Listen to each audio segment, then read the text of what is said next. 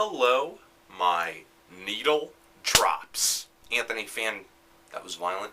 Anthony Fantano here, internet's busiest music nerd, going to do an album review here. And it's for the new Finders Keepers compilation, Cloud Cuckooland. A lot of you may remember back to earlier this year where I did a review of a compilation called Pomegranates, and I got a really great response out of that. A lot of people commented positively on that, saying, oh, you know, I love listening to older stuff, weird stuff, obscure stuff, so I figured I would go a little further down that road and talk about some odd songs on some odd compilations from odd places. So let me introduce you to this compilation the same way I was introduced to this compilation.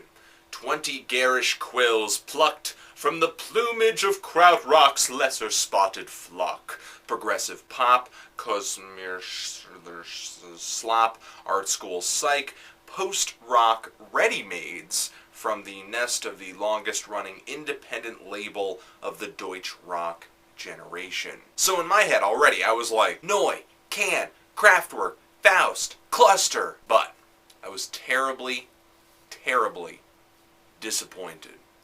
No long, linear, drawn-out, electronic, atmospheric, quiet, dynamic rock songs for me. In fact, most of what's on this album is psych rock, jazz fusion, and prog. To put it bluntly, only a few tracks on this compilation actually followed through with what I assumed it would be. But, to be fair, krautrock is really only a blanket term used to describe the experimental rock music that was coming out of Germany in the 60s and 70s. Really could be anything of that era. But really, post-rock ready-mades? What does that even mean? If any of the bands on this CD have a lineage in the post-rock family tree, it's so far removed that you really wouldn't draw that comparison if you listened to it 1,000 times. I was kind of irked about the false advertising, but what I came to learn about this compilation is that it's really a snapshot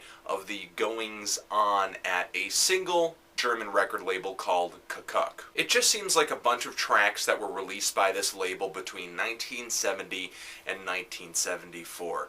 And it's kind of hard to see it as more than that, because this record label, Kuckuck, seems to be the only binding thread that brings all these songs together. Because there's a lot of variety here. Though there is a lot of rock music throughout these songs, there's not really much in the way of sameness, a whole lot of variety. There's also film music on here, some straight ambient pieces, some straight up noise, synthesizer worship, and a typewriter solo.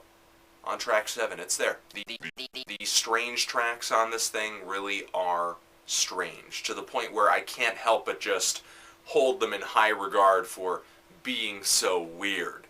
But there is a lot of familiarity here too. It's got the bluesy guitar riffs, fiery and druggy ambiance that we really love when it comes to music from the 60s and 70s. Plus, many of these songs are sung in English. To be completely honest, I don't think anything on this compilation is going to blow anyone's mind. But does that make it bad music?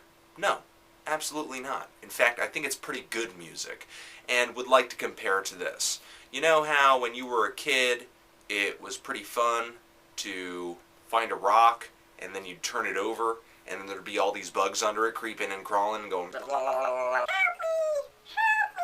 That's pretty much what this is. It's not a total experience or understanding of what is going on under the rock, but this single moment where you get to peer into what's going on under it. It's just like getting a glimpse of something that's just laid covered for years. So look into this if you'd like to hear the exploits of a small German label, or just hit up another solid release from the Finders Keepers discography. There are some links where you can stream clips from this album down there in the D box. Check this thing out on finderskeepersrecords.com, and if you listen to it, let me know what you think. Love it? Hate it? And why? Anthony Fantano, Cloud Cuckooland, forever.